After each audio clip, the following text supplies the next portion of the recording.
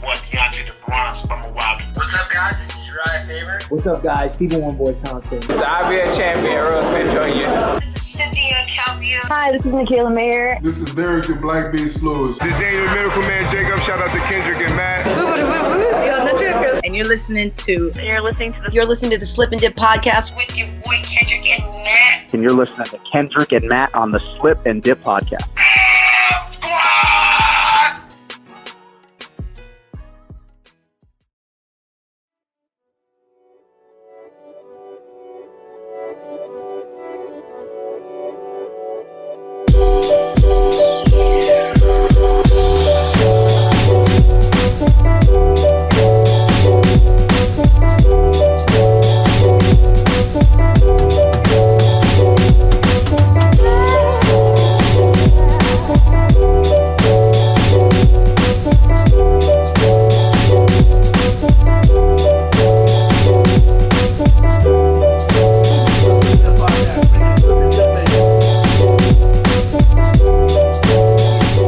Kendrick and Matt on the Slip and Dip podcast. Beautiful, man. What is up, people? Welcome back to the Slip and Dip podcast, episode number 81, coming to you on a Sunday evening. I am Matthew Wells. Alongside me, as always, Kendrick Johnson.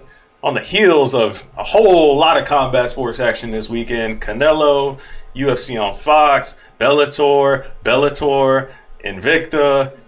Little bit of everything, man.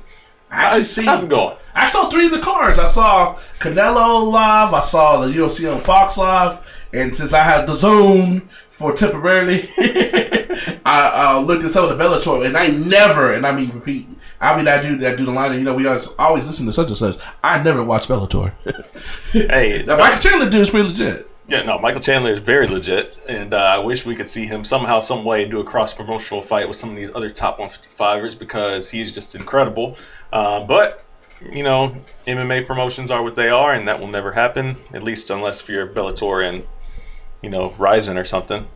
But it is what it is. I think we start from boxing and work our way towards UFC. All right, let's do that. Canelo did Canelo things. Man, when that dude barely got touched to the body, this motherfucker takes the knee. I'm like, oh, we ain't going past. I didn't think he was going to win. But I've seen people in sparring get hit by harder body shots than that by professional boxers and live to tell about it and did not take a knee. When he barely got glanced, oh, my side. I'm like, this dude, it's not going to end well for him. Well, you say it was barely glanced to look like a pretty solid shot to me.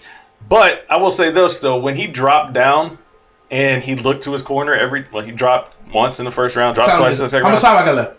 Yeah, he was looking for a way out of there. Like, if you're truly in the fight and you believe you have a chance to win the fight, you don't care what your corner's saying in that moment. You're trying to get back up and you're trying to make sure the ref knows that you're able to continue to fight and continue to fight well. And that's not the impression I was getting whenever he was, on the ground. It was like he's taking a knee and he's just like looking over. He's like, "Can I get out of here yet? Am I done?" And then you hear the corner like, "Get up, get up!" Like, come on, man. I mean, like there was a key reason, and it was showing in that moment why Canelo, technically the challenger on the evening, came out second. Oh, he was definitely the A side. He definitely was the A side. Definitely the A side. I mean, obviously that was a given. It was like, they were hyping up Canelo's debut, which it was at MSG. Exactly. He did the commercial, did the zone commercial and everything. See. But I was kind of thinking about it. I was like, you know what? I think it may have been a better story to have him walk first. Because he's the challenger, he's coming out, facing a champion, and it's a guy that you're already putting all your marketing dollars behind. Why not have him come first? Because the next time you see him, he's going to be the champion. He's going to be walking second. So it'd be something to build off of. One word. Ego. They have to negotiate that stuff. I learned this from being with doing stuff with the Mayweather camp.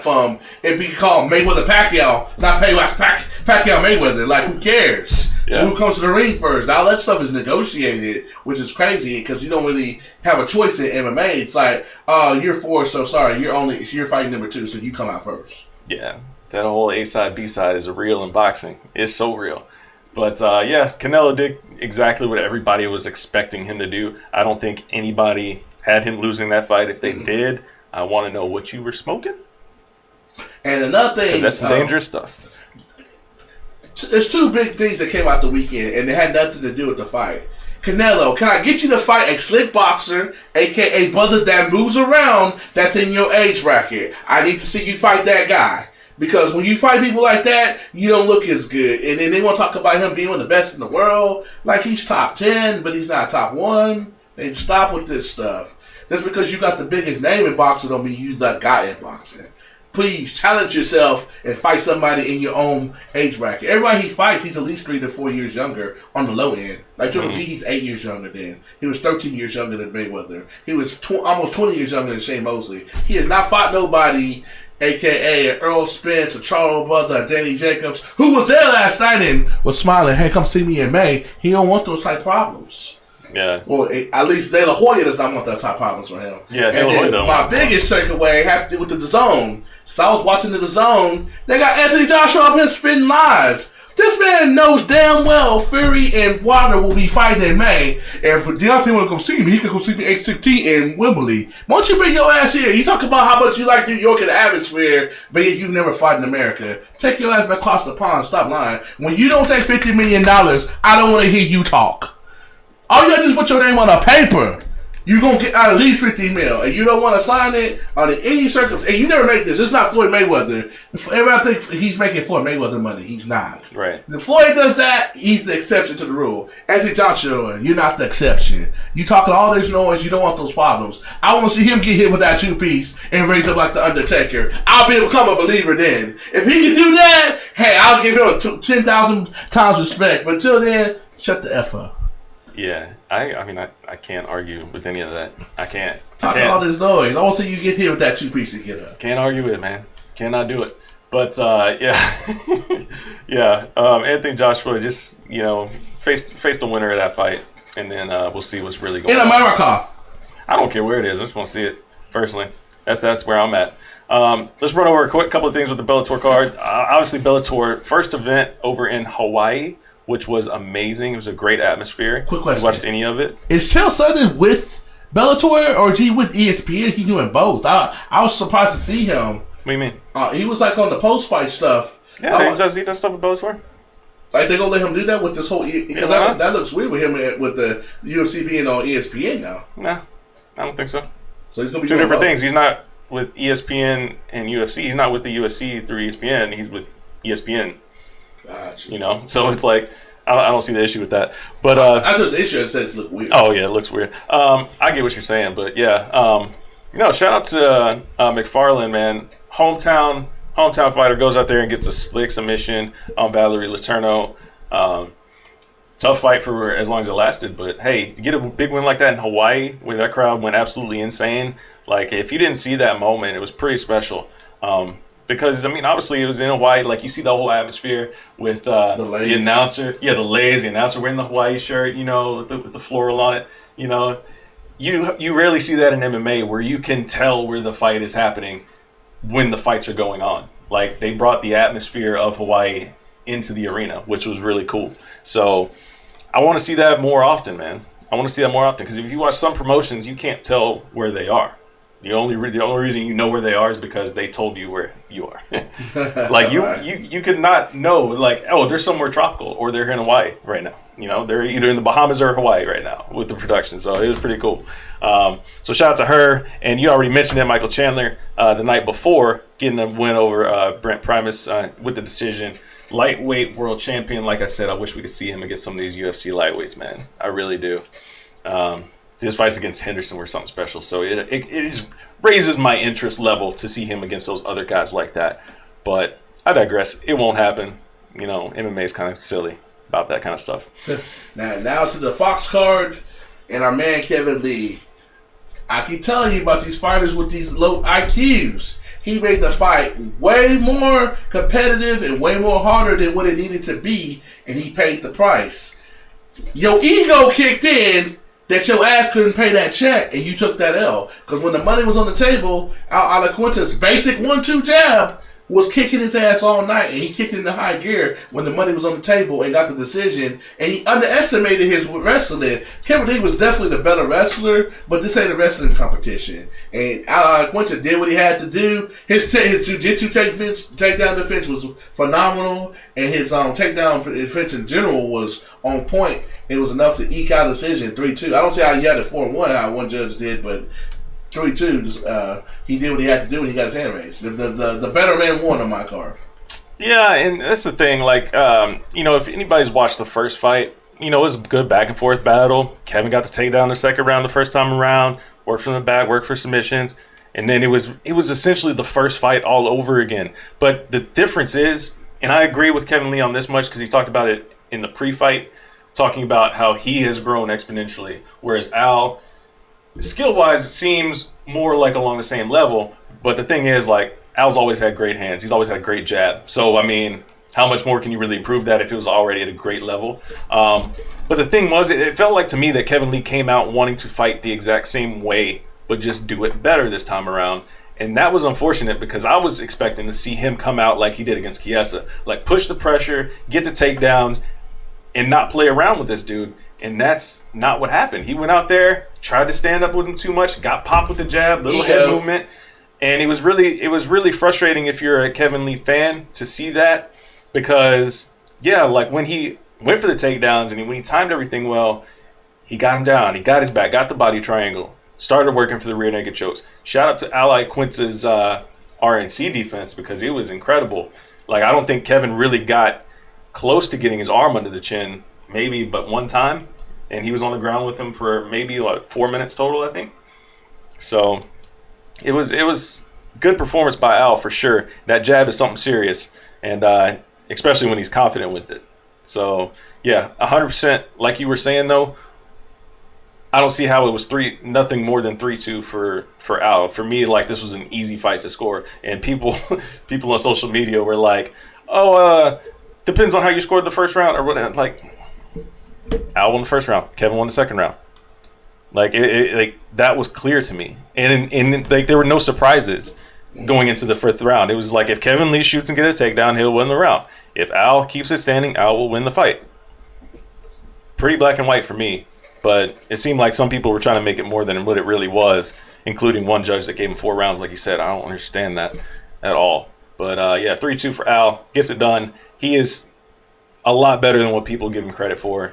And, can't wait to see who he fights next. If it's Tony Ferguson, I'm down. If it's Dustin Poirier, I'm down. I don't care. Put him in there against somebody good. Is he going to be active, though? Like, I know that this year he's ramped it back up, but if you're going to go away, like, I don't understand how people think they win a fight, they deserve a title shot in MMA. It's the only sport in the world where you're relevant by just winning one time, regardless if you beat a tomato can or not. Yeah. Kevin Lee's far from that, but I'm just saying. I think part of the thing, to earn a title shot since he had one this year randomly and he lost. Well, yeah, he got that on the last minute because he was healthy and he was the only 155er there that could step in. But I was there. No, I think part of the reason he was so inactive for that such a period of time was because he had the issues with the UFC. He had a bonus ban, quote unquote, a bonus ban, which was lifted last night. He got a bonus last night. So congrats to that, back in the bonus column. And maybe that'll kind of entice him to get back in the cage a little bit more often, especially when you're getting wins over top 5 guys. How can you not want to get back in there more often and see those paychecks used to get bigger and bigger and bigger? I know you're in real estate and everything, but hey, real estate that he don't have to, or is that just a myth? No, I think he's doing well. Posturing. From the people that I've heard from, I mean, I think he's doing well enough to where he can sustain, obviously, an income outside of the cage. But hey, I mean, fighting's fighting. Like he said after the fight, he was like, look, you can give me hundreds of millions of dollars. I'm still going to love this fight game. I'm still going to have that same, will to fight. But, it's just got to make sense for him. And that's, I think, the thing that's different for him is that he's not going to do anything that doesn't make sense to him, in his health and all that good stuff. But co-main event, man. Co-main event was something special in a wild way. Edson Barboza. Wild way. Edson Barboza, People Dan Hooker. Why we have all that craziness. Dan Hooker, man, is one tough son of a bitch, man. And I'll tell you this much. whenever you're saying someone's a tough son of a bitch after the fight, they have no common sense. It means he got his ass kicked. They have no common sense. Nah, I don't know if it's common sense. He just got his ass kicked, and he was too stubborn to go out or to get out of there. In between rounds, the freaking doctor was asking him, "What year is it? Where are you right now?" Like, when you're hearing those questions in between rounds, you know you're getting concussed. They did the odd thing. How many fingers am I holding up? He said, "What year is it? What city are you in?" Exactly. Hey, he answered them all sharp, so he was there mentally. But like, dude, you were getting worked. And the crazy thing to me was that when he came out throwing leg kicks on Edson Barboza. For me, if I'm fighting Edson Barboza, the very last thing I want to do is remind Edson Barboza, hey, we can kick right now. Like, I don't want him kicking me whatsoever. And we saw him just go to the body. He hit him with a body kick. Like, I don't know how that didn't crack a rib, man. Edson Barboza is a beast. Gets it done. Impressive performance by Edson Barboza, who just tries to knock your head off with everything. And, yeah, he got it done, man. Got him out of there finally in the third round. Crazy. What else from the card stood out to you? I only watched the main and the co-main. Okay. The other fights I really wouldn't. I breezed through them through DVR. I really wouldn't like nothing that. Yeah, Rob Font got a good win over Sergio Pettis. Charles Oliveira just made easy work of Jim Miller. Tapped him out like Jim Miller sit down, bro. The quickness. I mean, Jim he's obviously on the downside of his career, but to tap Jim Miller out that quickly is very impressive, no matter who you are. And Charles Oliveira is a guy, he fought Max Holloway, and they really didn't even get a chance to fight because he had like that freak injury just like seconds into the fight, and they had to stop it. So I do want to see that fight again. I don't know if it makes the most sense right now, but hopefully we get to see that rematch at some point, even though Charles Oliveira's gone up to 155. I think he did say he would go back down to 145 for that fight, which would be something cool to see. Jakar Close and Bobby Green had a good back and forth fight. I saw a little bit of that, and I did see that, but Bobby Green doing Bobby Green things. Yeah, I mean that's what it is. Juan Adams with his UFC debut, big boy had to cut down to make 265, weighing in at 266. You're a huge dude. I will say this: his punching technique is sloppy, man. He just looks like the big dude that's just swinging. Like, he just looks like a big dude that's swinging, and if he lands, it's gonna hurt.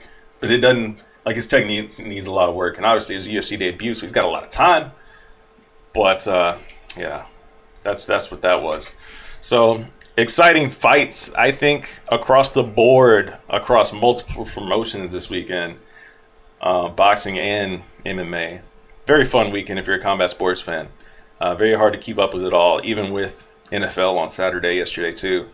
So I was glued in front of the TV in the computer all night. Same here. Yeah. Shout out to the gamers. We are in the money. One more to go to get all of it. Try to get it all. I don't want just a sample. We clinched the sample. I want it all. Hey man, gotta get it. So I can't believe I failed to do this sometimes, but did not mention who was on the show today. We have Mr. Jimmie Rivera is getting ready to take on Aljamain Sterling at the UFC on ESPN, the very first one here in February. So a little bit of time before that fight goes down, but hey, he gives us some early thoughts on it and some other things, Christmas things, and all sorts of stuff. You guys are really going to enjoy that interview. And then we talked to Aaron Bronsteter at TSN as well about all the recent stuff in MMA. And Aaron's a good dude, does great reporting with TSN, covering MMA. And you guys are always going to enjoy that as well. So thanks for both of those guys for coming on the show. Before we get to those interviews, Kendrick, do you have anything else, my man? Hey, looking forward to finish strong. We're trying to plan some stuff to our last two shows of the year. We put our heads together to get our fighters of the year and try to make some stuff happen. Some end of the year awards, maybe some slip and dips. Some slip and dips awards. I don't know. What would be the name of that, listeners? Give us a name of it. Shoot, I don't know. Give us some categories as well if you're out there listening. Hit us up on Twitter and shoot us a comment on the YouTube channel. Throw some ideas. We're trying to get it all together for what we want to do for that end of the year show, 2018. Incredible year. I'll tell you this though, we're not giving out the awards. If we do awards, it's going to be on that first week in January because UFC 232. I refuse to issue awards until I see Jones Gustafson too. That has a potential for fight of the year. It has potential for a couple of things. So I want to see it, and with Cyborg and Nunes. What else besides fight of the year? We could see knockout of the year. Who knows? I'm just saying, there's all sorts of things that could happen. Two high level guys, comeback fight of the year. Who knows? Would you if John Jones goes out there and knocks out Gustafsson in the first round? Would he be comeback fighter of the year? It depends on how it happened. Be honest with you. It does. A lot of questions. A lot of variables. All right, guys. Thank you all for listening. We're going to get into these interviews. First, we're going to have Jimmie Rivera, then hit you up with Aaron Bronsteter. Please follow on social media. All the handles are right there on the screen if you're watching on YouTube. Hit us up on YouTube as well. Hit that subscribe button. Hit that like button. Give us a review on iTunes. We would definitely appreciate it to help the visibility to other potential listeners as well. And hit us up. Let us know how we're doing. We appreciate all the comments that we get on the YouTube channel week in and week out. All the loyal listeners that are walking with us every single week. Thank you very much. And until next week, we will have another fantastic episode coming for you. So enjoy this one, and we'll see you guys later. Peace. Please welcome to the Slip and Dip podcast, making his Slip and Dip debut, one of the best bantamweights in the world, Mr. Jimmie Rivera. Jimmie, thank you for coming on. No problem. What's going on? Holding it down in Dallas, man. It's kind of watching our Cowboys take an L, but we be all right. Big news this week. Got the big fight with Aljamain. Where's your mindset? And I know you basically on the redemption tour since the Moraes fight. Do you think that this is the type of fight you need to get you back in the mix and things that people know that, hey, that was just a blip on the radar?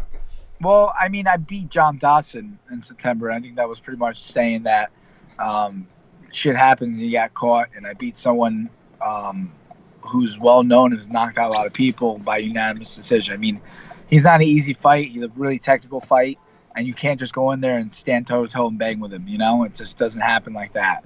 And you can see from the John Lineker fight, John Lineker took some big shots from him in the fight. Obviously he still won because he was coming forward and throwing shots, and he really won because of ring control. But came down to it where my coaches and my management just sat down and basically said, whoever's in the top 10 will just fight.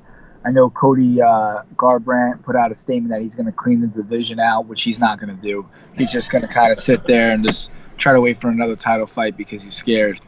But I'm just going to start fighting basically everybody in the top 10 where there's no one else to fight besides the champ. So how big a deal for you is to be on this ESPN card, being the first one, or do you even care about that? It's just about climbing this ladder and getting that title shot. It's just about cleaning out the division. It's about going in there and just fighting, and that's it. I would have fought again this year if I would have known.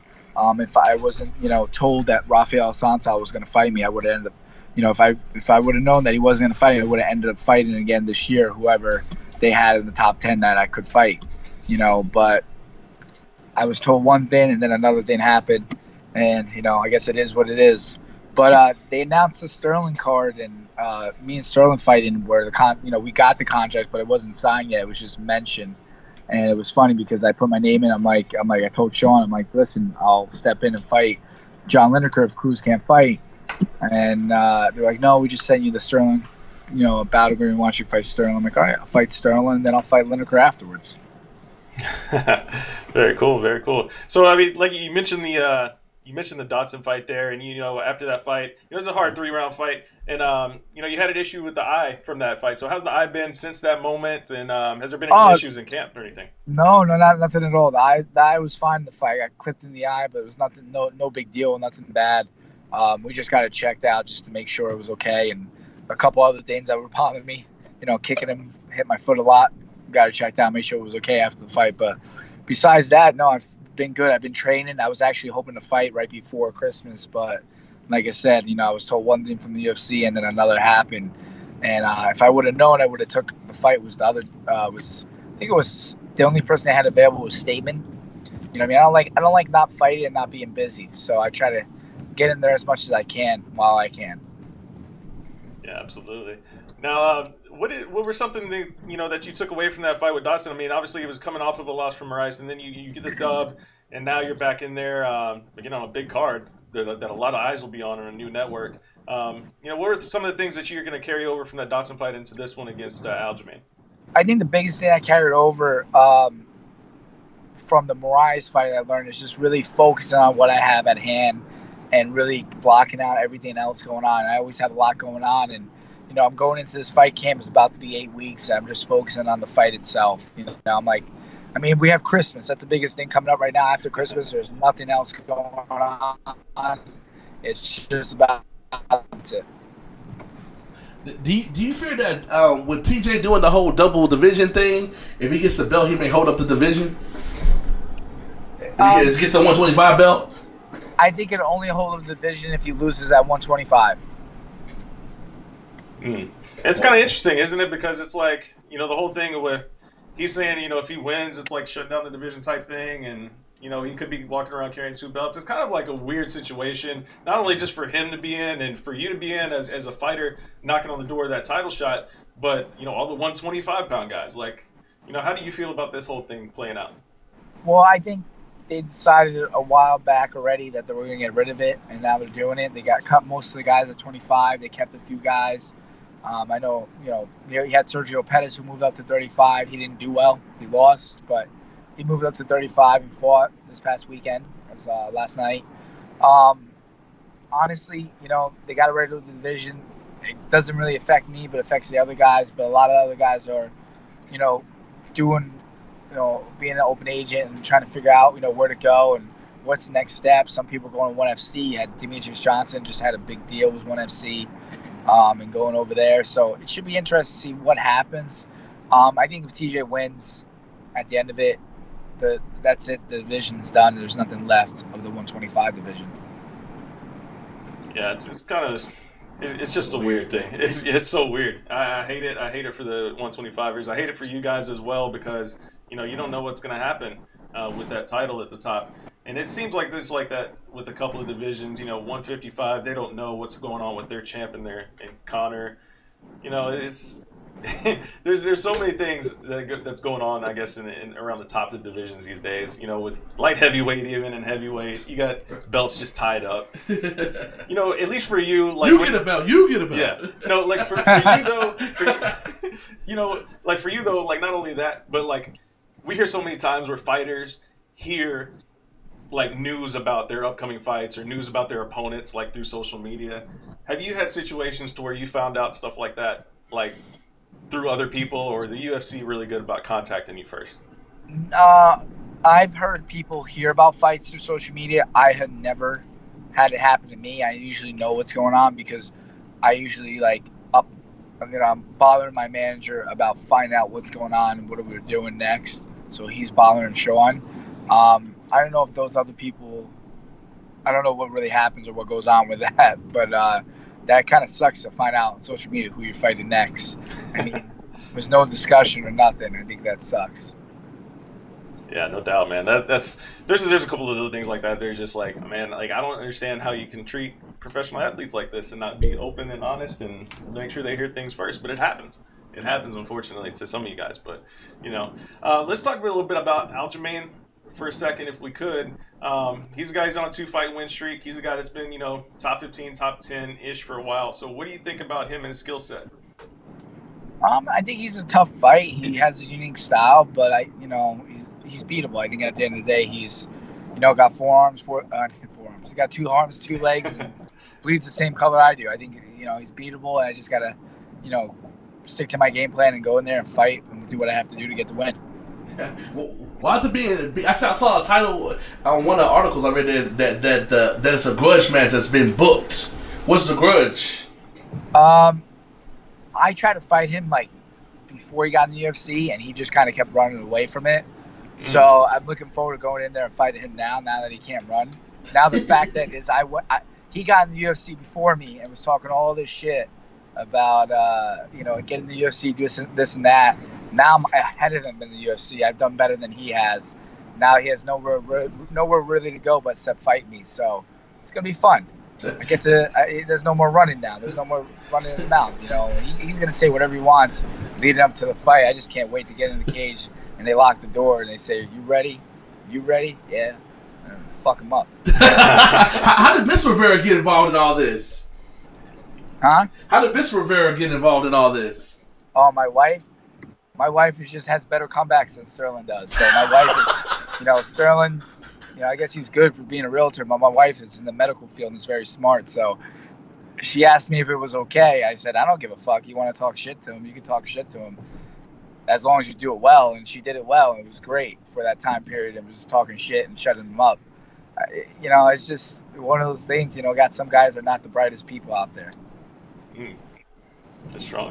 So what do you think about, you guys are both obviously two East Coast guys, and you guys got to go all the way to Phoenix to finally settle these things. You wish this happened, on your side of the states?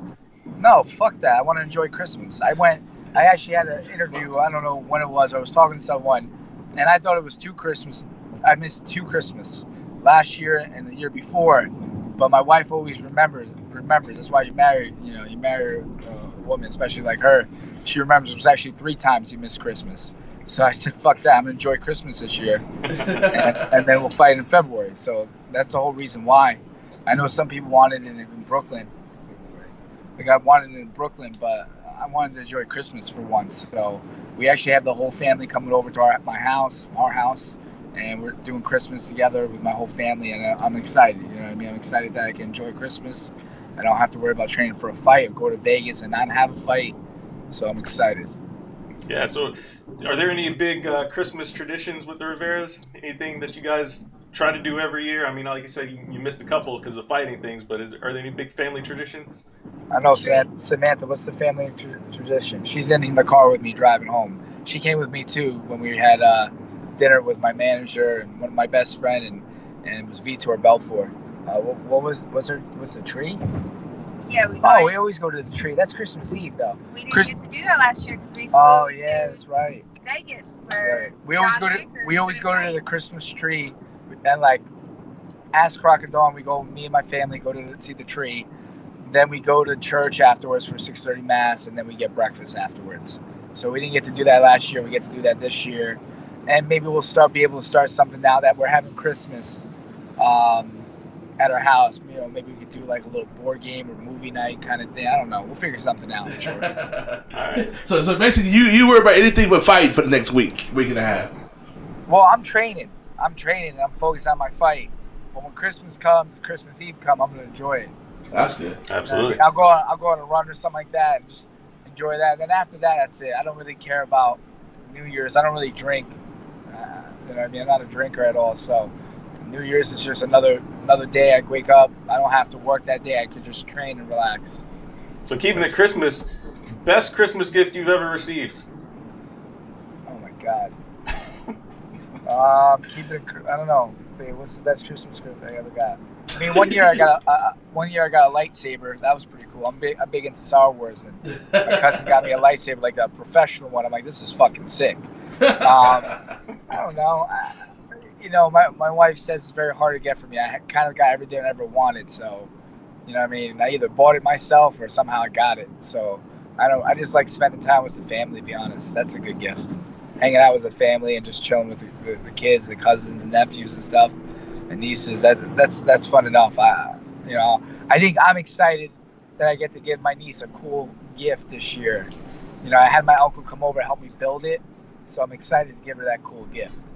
Oh, that's cool. That's cool. And switching from one holiday to another, New Year's. What's your New Year's resolutions? What does Jimmie Rivera want to accomplish in the Octagon in 2019?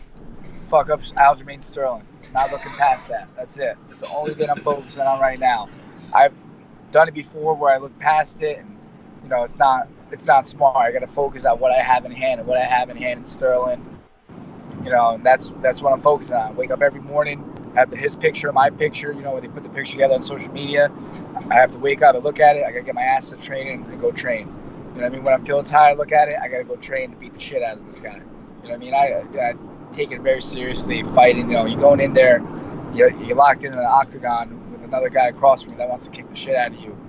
You got to be willing to go in there and give it your all. And if you don't give it your all the 2 months beforehand, then you lost the fight already. So is there any motivation for you to go out there and get a finish, perhaps, or is it just getting your hand raised? Whatever comes, man, whatever comes. People think it's always easy to get a finish. I fought John Dodson, and you got the MMA fans that enjoyed it, and you got the casual fan that doesn't enjoy it. What the casual fan doesn't realize is that if someone's running away from you and moving away when you're trying to punch him, you're not really going to knock him out. there's a lot less likely you're gonna knock him out and get a finish. There's not only so much you could do, and that happens in fights. Sometimes people run away. Some people keep their distance and stuff. Some people want to try to take you down because they don't want to get punched in the face, and it happens. There's only so much you could do. Yeah, that's true. There are, like you said, there are a lot of MMA fans that don't really understand what's going on in there. Casual fans. You got the casual fans. You got the MMA fans that understand. Then you got the casual fans that just want to see war and blood and stuff like that. I don't think all MMA fans. So my motto is getting hit is not cool, and I think they think like the Dan Hooker fight last night. They think that's cool, and I don't see what is cool about that. Wait, what was cool about the Dan Hooker fight? Or what were they saying? People think that's cool because he kept coming back. He fought off a heart, but he took like 90 significant strikes in 2 separate rounds. Like, that's absurd. Yeah, I mean, he showed he was a tough fight. A tough guy, just like even my wife said, a Brian Ortega Max Holloway fight. Brian Ortega and Hooker. Yeah, they're tough, but there's only at a certain point you need to stop the fight. If I was Ortega's coach, I would have stopped the fight. I would have even continued it. I know the doctor stopped it, but I wouldn't continue it for his safety. He took a lot of damage that fight, and he just showed, he's good, but Max Holloway's better. Yeah, UFC pushed Ortega, but Holloway is the real deal. Oh, without a doubt. I have nothing against Ortega. I think Ortega will get better in time. He's still young. He'll grow and get better, but there's a difference. People come older. It doesn't mean that they're older, they move slower. That means they're more experienced, and that's what happens. See, you open one of our things on this show. My co-host over here, he's real big on weight cutting, and my thing is, how come these corners never save these fighters? Like, I guess I'm one of the few people that cover MMA and boxing. You see it in boxing, but you do not see it in MMA. Like, and nobody holds these people responsible. Why do you think that's like an ego thing or something? Why don't these corners say they're fighters 90% of the time? It's usually a doctor or a referee that has to say the fighter. It's never the corner. It's hard. Everybody has a different relationship with their fighters. I mean, man, who was the fight? It was a recent fight in the past couple months where their corner just went in there and was like, no, the fight's over, like, we're done. I don't remember who it was. That was I believe you're talking Pennington. Yeah, Raquel Pennington.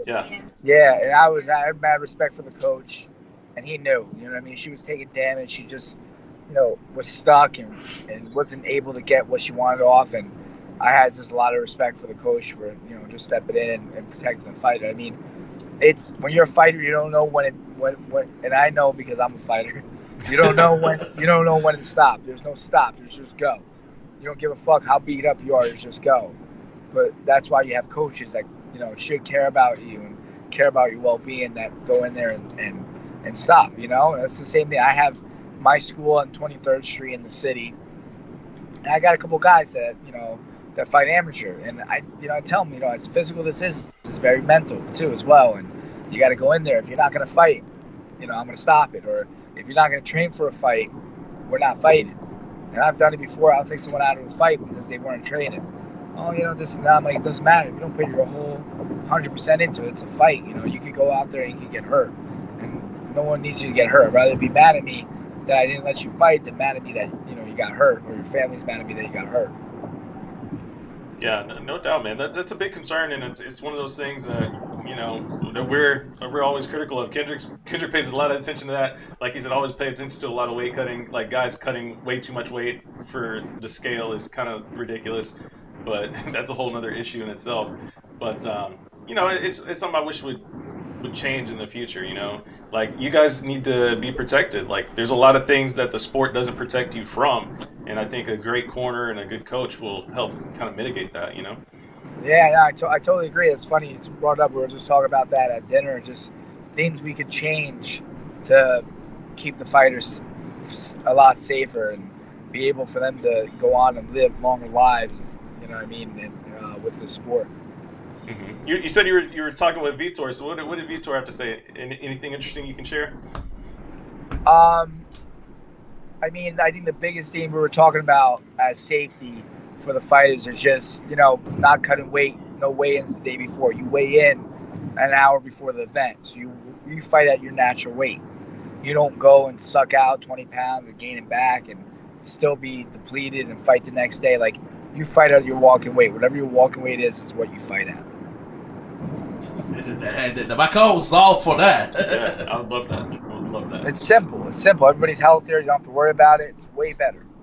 Yeah. I mean, we've had, countless fighters on the show, and they all tell us when we ask them, I feel better like 10 or 15 pounds lighter than when I do when I'm on the scale.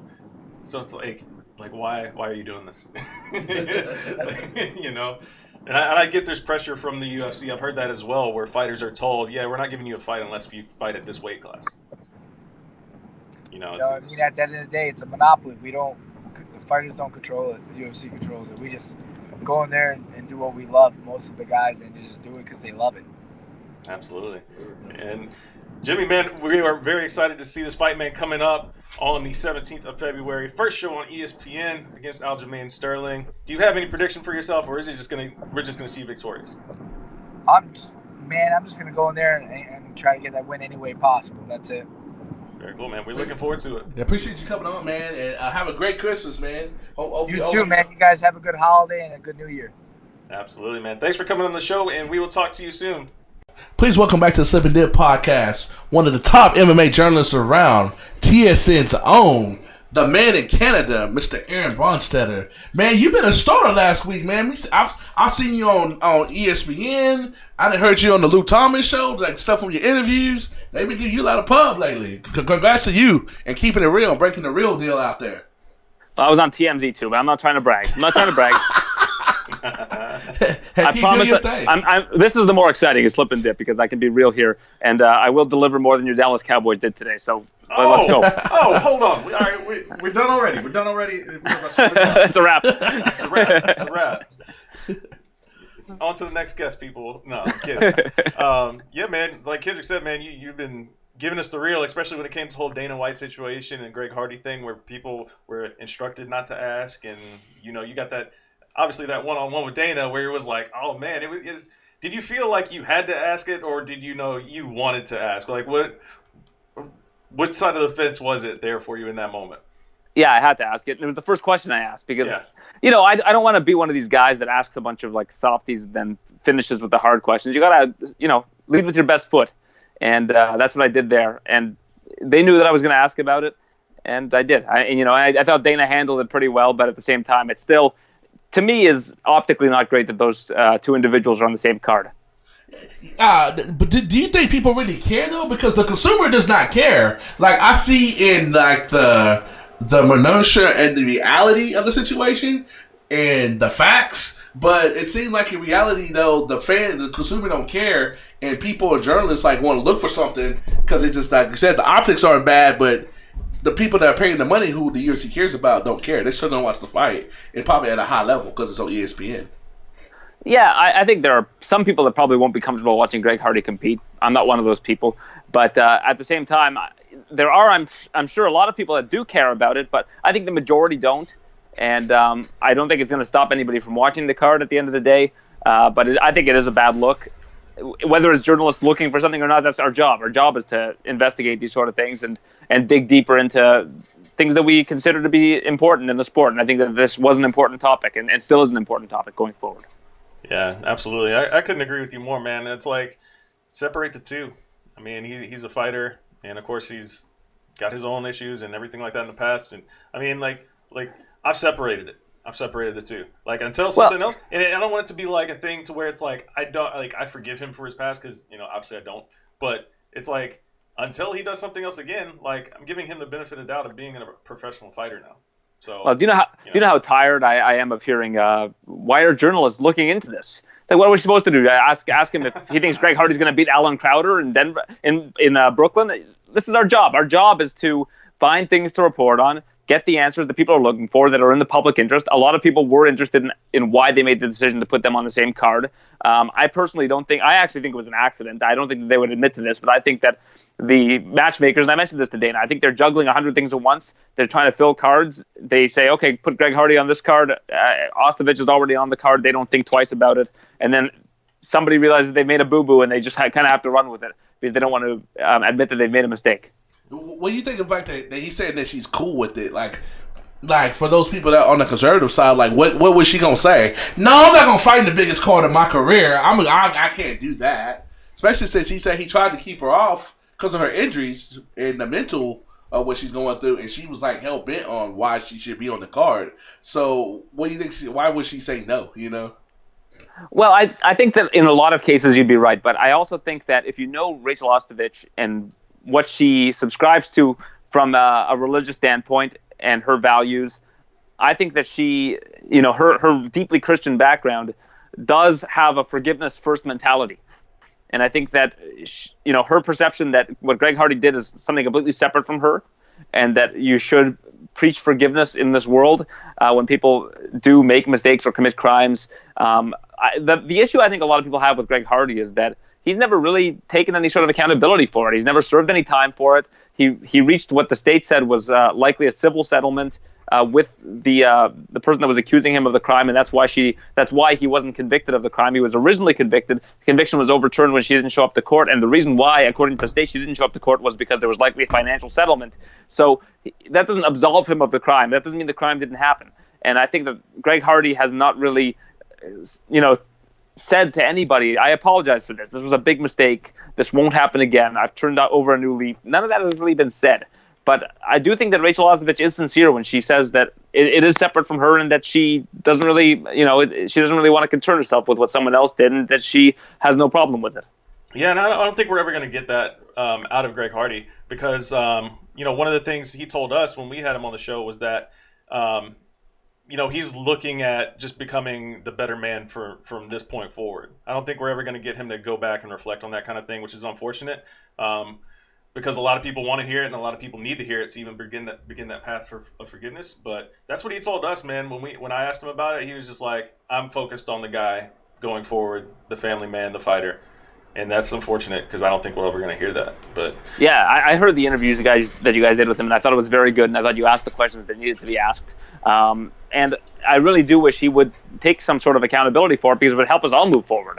I think that's really what's stopping us from saying that we're willing to forgive his actions because he hasn't really admitted to doing anything wrong or taken any sort of accountability. So that's what I think makes it hard in this particular instance. I mean, we've got a lot of guys in the UFC that do have a history of domestic violence. You've got people that have been accused like Michael Johnson, previously Anthony Johnson was in the UFC, Abel Trujillo. These are people that have been, in the conversation in terms of domestic violence in the past, and nobody seems to talk about it. But with Greg Hardy, because he didn't take any sort of accountability, and not that I know that those others have taken accountability, but his thing was a lot more public, and because of how he acted in the aftermath of that, I think it does leave a bad taste in a lot of people's mouths. Absolutely. Now on to what we like to talk about, the actual fights. Yes. What do you think about the Kevin Lee Al Iaquinta fight last night? I had it 48-47 Iaquinta. When the money was on the table, I like Kevin Lee. I thought he was going to win. Kevin Lee didn't get show, and he didn't get the takedown. Therefore, he took a cold L. That's how the fight went. Well, I had it scored the same as you, 48-47 Iaquinta. But I said on my podcast this week that in that fight, Kevin Lee being a 3-1 favorite I thought was a crazy line. Yes. And the reason why is because when you look at it skill by skill, if you look at the wrestling, Kevin Lee's a great wrestler, but so is Al Iaquinta. So takedowns for Kevin Lee aren't going to be like taking down Barboza. You're going to have to take down a really, really highly skilled wrestler. In terms of the grappling, very close on the ground. I mean, Kevin Lee's a great grappler, but so is Al Iaquinta's a very underrated grappler, and he's been working under Matt Serra for a decade. And then you look at striking, and I think Al Iaquinta's the better striker than Kevin Lee, the more established striker than Kevin Lee. So skill set for skill set, it's a pretty evenly matched fight. I actually thought that it was very surprising that Iaquinta was such a sizable underdog. If you would have asked me before the fight who was going to win, just straight up, I would have said Kevin Lee. But I think that looking at the odds, it was a little bit skewed in the wrong direction. No, I couldn't agree with you. Couldn't agree with you more, man. And the fact that Kevin Lee didn't come out like he did against Chiesa was kind of surprising to me. That's what I was expecting, and we didn't get that. It was almost like he wanted to prove that he could go 5 rounds. Not only that, but it was almost like he could prove that he could fight the same fight the first time, but just be better this time around. Yeah, and I think that we're really creatures of habit when it comes to the recency bias in terms of MMA. We look at what Kevin Lee did to Edson Barboza, dominated him, beat him worse than Khabib beat him. And then you look at what happened to Iaquinta against Khabib, and then you have kind of a skewed perception of where these guys are at in their careers. I mean, just because Iaquinta lost a 50-45 to Khabib, most people would lose a 50-45 or worse to Khabib. So, that shouldn't really take anything away from him. And if you look at his record since being on The Ultimate Fighter, I think he's 9-2. So, he has probably a better record than Kevin Lee since, I guess, they first fought. So these are things that people don't really take into account. We look at the most recent fight, and I think the same thing happened with Alex Perez and Joe Benavidez.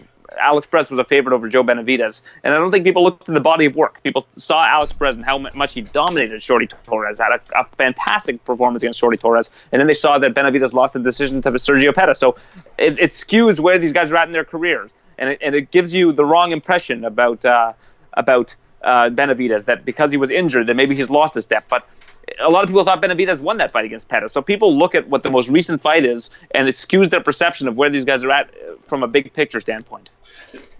What do you think about the cards? I don't see how you get 49-46. When I heard that, I thought Kevin Lee had stole the decision because he clearly won the 2 rounds that he had his back and almost got submissions. So, to me, I like I said, I couldn't win at 48-47, but the general person watching, I can see how they could get one of those close rounds to Kevin Lee at 48-47 the other way, but I don't see how you can give it 49-46.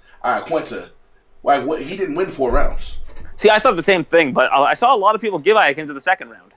For real? Kevin Lee had his back for about a minute, and then when it got to the striking, people thought that Iaquinta had a good advantage there. I'm not one of those people. Me neither. He just had a saw flurry. people make that case. Yeah, I saw people make that case, and I don't really agree with it, but I do see how someone could have a 49-46 scorecard, Iaquinta, just from an optic standpoint. Yeah, it was strange. It was strange to me. But obviously when the decision came down, to see Kevin be so surprised was more shocking to me. Honestly. Well, I'm at a loss for words. I've never said this before. He's in there. He's in there, though. Yeah. We see it from a completely different vantage point than he does. And there are a lot of times where guys or women think that they've won a decision where the people at home know they haven't or assume they haven't, but they feel like they've had a good night. They feel like they've done well. They had a good weight cut. They feel like they performed well in there. Maybe the shots weren't hurting them as much as it looked like they did on the broadcast. So that kind of thing happens. It's hard to know how someone sees the fight when they're in it. When it was a unanimous decision, I thought that it was pretty clear that Iaquinta was going to win. But at the same time, it's hard for us to judge from an outsider's perspective what somebody thinks about what they're doing in the cage. And what do you think about the Barbosa fight and the crazy? Like, it went on a little too long, but to me, that just shows you the lack of IQ a lot of these fighters have. Okay, he showed a lot of heart. Do you think his body felt that could care less that he had a lot of heart when he woke up this morning? I don't like dumb fighting, and we see this. We don't really see it at the high level because usually they weed out people by then. You don't see people in the top 10 fight that's got that far, but like that, like fighting like that, or like the Justin Gaethje, it's entertaining, but I don't like dumb fighting in common sense. That's no common sense. I'm gonna keep letting you kick me because my heart gonna get me through this. Well, I think today his heart is fine. It's just the organs below them that are probably not doing that well. That was a crazy fight. And if you look at the numbers, he took, I think it was over 90 significant strikes in round 2 and 3 from Barbosa. And Barbosa's average in the total, like for a full 3 rounds, is nowhere near that amount. He took just a vicious beating from Barbosa. Dana White said that Dan Hooker insisted that nobody helped him to the back. He didn't accept crutches when he got to the back. He was upset with himself about his performance. But, at the same time, that was a beating. That was a really bad one. And I'm glad it got stopped when it did. But the crazy thing was, remember Tyson Fury in that fight, how he popped up. That happened with Hooker several times in that fight, where he got hit to the body and then he sprung up like the Undertaker. That's the comparison people have been using. I was there live. I still tripping on that 2 weeks later. That's crazy. Oh, it's crazy. It's crazy.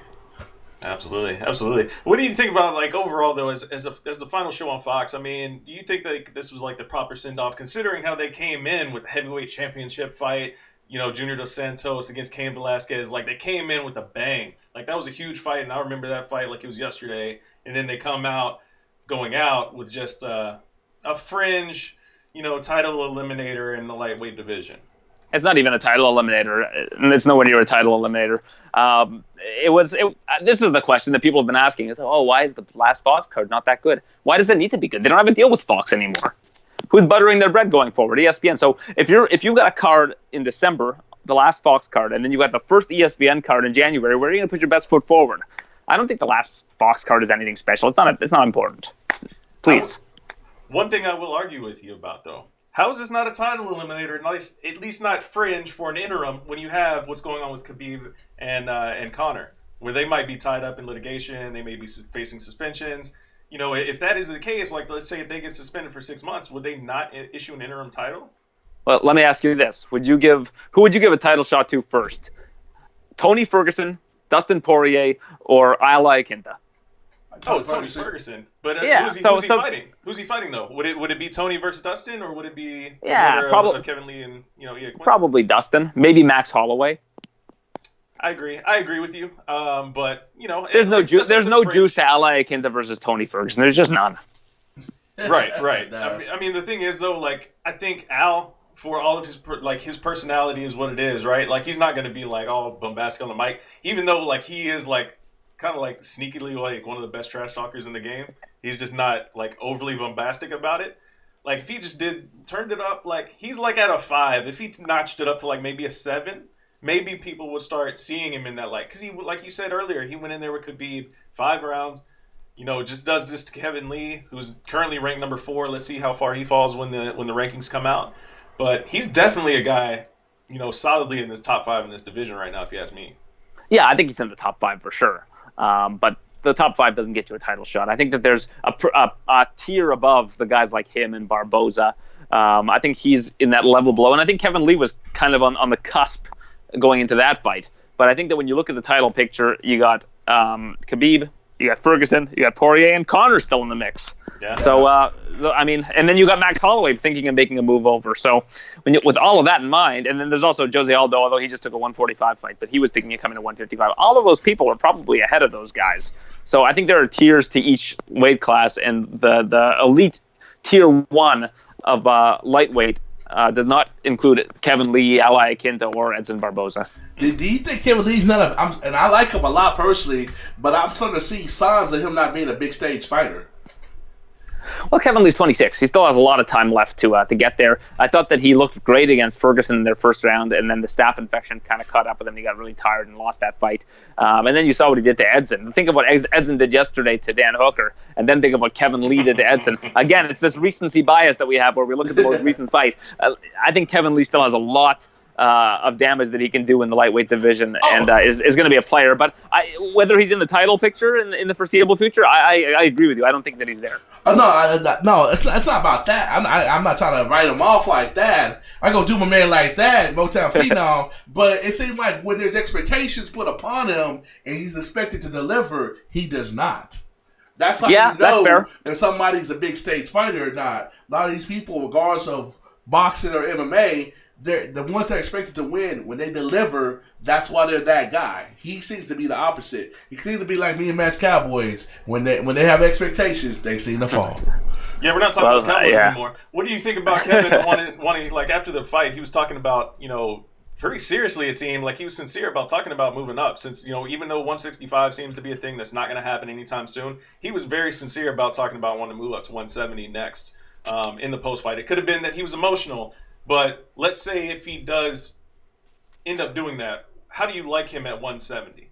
I think he's too small for 170, unfortunately. I think 165 is exactly where he should be. But like at 170, if you think about him against like a Kamaru Usman or a Ponzinibbio, like those guys will be huge compared to him.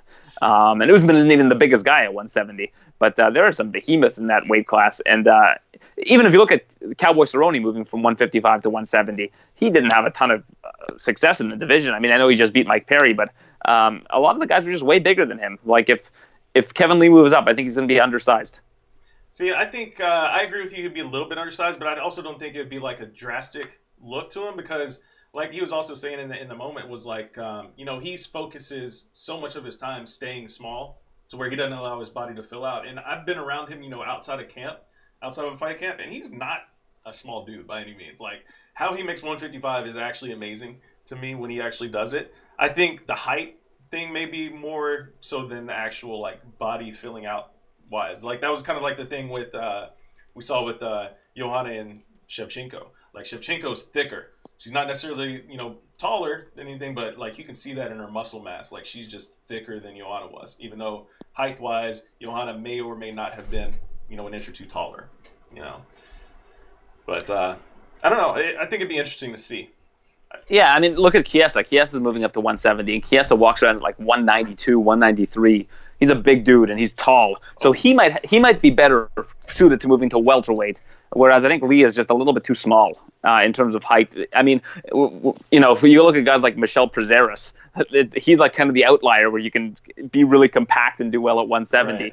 Right. But there's still a ceiling there, so we'll have to see how he continues to do. But Kevin Lee, I think, could have some success at 170, but I don't know if he'd ever get into the title picture. I think once he goes against some of the bigger guys in the division, he'd be in trouble. What do you think about that rematch with Chiesa at 170? Same way?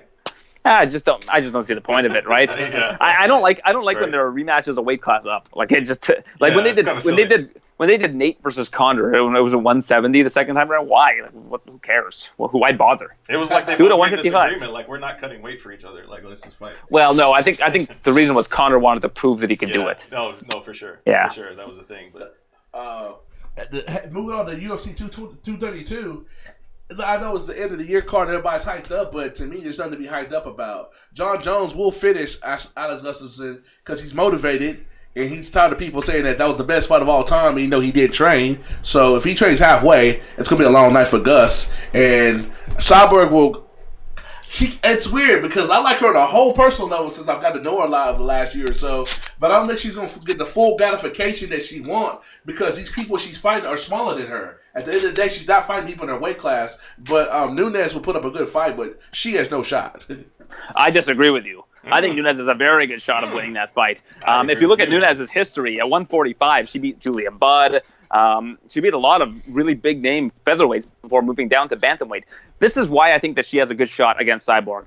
Look at who Cyborg's fought in the last decade, pretty much. I mean, she hasn't fought a fighter that's anywhere near the caliber of fighter that Amanda Nunes has been beating consistently at 135. 135 was a pretty stacked division before they made that flyweight division, and a lot of the fighters started to move down. And Nunes has really cleaned through all of them.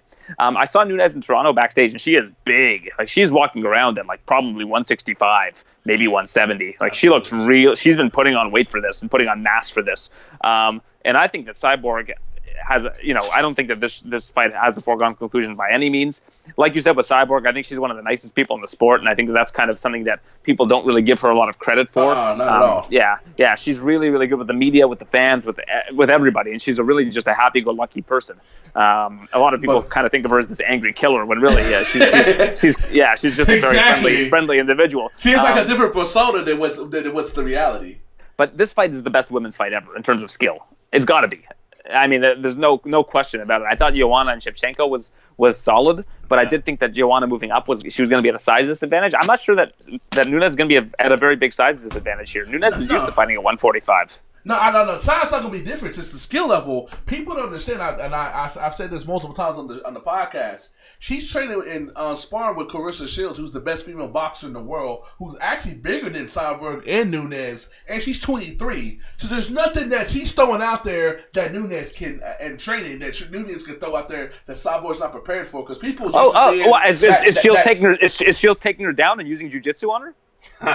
Is Shields getting in full mount on Cyborg? Come on, this isn't if this was Mayweather Promotions putting this fight on, then I would agree with you. But this is the UFC, my friend. She can train as much boxing as she wants. I think she's gonna have an advantage on the feet against Nunes for sure. But Nunes has a very strong all-around game. She has great judo. She's got great ground and pound. Not to take anything away from Cyborg. I think Cyborg's ground game, from what I've seen in training videos, but you don't see a lot of it in the UFC because she's always beating people on the feet. She's really, really skilled down there. Don't get me wrong, but I don't think that. I think that Nunes can throw a lot of things that Clarissa Shields can't throw at her in the octagon. Fair enough, but when the money's on the table in the championship rounds, we've seen Nunes fade. Cyborg doesn't really fade. When? Yeah. The Cazagano fight didn't get to the championship rounds. We've seen her fade before. In rounds 4 and 5, when have we seen Nunes fade? To me, she kind of technically she slipped up at who's the second defense against? It was before the last one. I had her winning 4 rounds against Shevchenko. People said that the Shevchenko fight was close. That was not a close fight. I had a 3-2. I had a 3-2 her. Yeah, for Nunes, right? No, for Shevchenko. Oh, well, I had it 4-1 for Nunes. I thought Nunes dominated that fight. I think the commentary. I watched that fight with no commentary backstage, and we're just watching it from X's and O's. I mean, Nunes was dominating that fight. Watch that fight with no commentary. The commentary, every time Valentina landed a strike, it was like, oh my God! Yeah. Nunes dominated that fight. And then if you watch Nunes versus Pennington, and that got in the championship round, she was piecing up Pennington. Yeah, they should stop that in the fourth round. So I mean, here's the question: what have you seen Cyborg do in the championship rounds recently? She don't get there. Exactly. So I mean, to say that Nunes has gasses out in the championship rounds when we haven't seen Cyborg do it and we've seen Nunes do it is a false I take statement. that back. She put it on Holly in the championship rounds. Oh, that's true. That's true. Yeah, some people thought Holly won the that fourth and fifth round. round. She dominated. Yeah, that's true. Well, I mean, she dominated that whole fight. The crazy thing about that fight is, I gave Holly the fifth round. I don't know if it was a pity round because that was the only round I gave Holly home. But if one of the judges would have given Holly that fifth round, Holly would have won a split decision. She would have won that fight, which is the crazy. That would have been the biggest robbery in the history of MMA. Exactly. Terrible. That's worse than Shevchenko and Nunes. That fight was even close. Well, so if one judge would have given that fifth round to Holm, it would have been terrible. Shevchenko Nunes wasn't the robbery. Like, watch that fight over. Watch that fight over with no commentary. Yeah, and to your point, Aaron, Amanda has 3 submission wins in her pro career. Cyborg has none. Obviously, she hadn't had the need to use it because she just bulldozes people on the feet. But hey, that's what makes this fight interesting because you do have that threat of the takedown. You do have that threat of the BJJ on the mat, and of course, Cyborg has very slick jiu-jitsu as well. But like we never really need to see it just because she's so dangerous on the feet. And more times than not, girls are just backing up. They're backing up. They're cowering away from her striking because it's always forward. It's always hard. And I 100% agree with you, man. Like, this is a much better fight because while Shevchenko and Jędrzejczyk, 2 champions, 2 great women's fighters, nobody was really like carrying that torch, saying like, "Hey, this is the best women's fighter in the world at this moment." Nobody's saying that she's the GOAT. Maybe Joanna was approaching that status before she lost the belt to Rose, but yeah. I mean, and then with Jones Gustafsson also, I mean, you can make the assumption that Jones is going to win, but we haven't seen either of these guys in the octagon in ages. True. So, I mean, who knows how much Gus has improved? Who knows how much Jones has improved? Who knows what we're going to see in that fight? I have no idea what to think of that fight because if you look back at the first fight, that was an incredibly competitive fight. Jones has never really fought anybody with that sort of frame before, with a frame similar to his. And if Jones just has a problem fighting those kind of fighters, who knows how that fight's going to go? I do think that the narrative of seeing if Jones has cage rust is pretty flawed when Gustafsson has fought less recently than Jones, which is a lot of things, something that people don't really point out. Yes. But that's going to be an interesting fight. I mean, the first fight was phenomenal, so I don't want to write off Gustafsson for this fight. Yeah, so it's a fantastic card all around. Then there's so many recognizable names. It's going to be a very good. I mean, hell, even BJ Penn's fighting on this card. It's no, don't remind me about that. But continue. Yeah, we're not going to get into that. But just so many big names on this card. So many recognizable names that a lot of casual fans would be interested in. I think this is going to be one of the bigger pay-per-views of the year numbers wise. What do you think about that? Oh, I think so too. It doesn't really have much to go up against aside from Conor and Khabib. It's not going to be near Conor Khabib level, but I think that expecting around 600,000 buys is not out of the realm of possibility. Oh, well, at least when they predict 600,000, it won't be like 20,000, right? Oh, well, I mean, you got to take the digital buys into account. Yes. Shout out to Oscar De La Hoya. All right, yeah, man. Yeah, I heard it did around 3 million digital buys. Right. I mean, those are huge numbers. You can't discount that. You cannot discount that. If you want to question it, I mean, just get in the ring with Oscar. That'll really settle it. Well, that's what settles the score in terms of pay-per-view numbers. Exactly, 100%. Aaron, thanks for coming on the show, man. We gotta grab our next guest. We always appreciate you coming on. We appreciate your insight. Keep killing it on TSN, as I know you will, man. And we look forward to having you on again soon. Of course, guys, anytime. Aside from when I fall asleep early like last week. But aside from that, anytime. Yeah. Happy holidays, brother. Yeah, you too, guys. All right, take it easy, man. All right, thank you, guys. Merry Christmas. Have a happy holiday.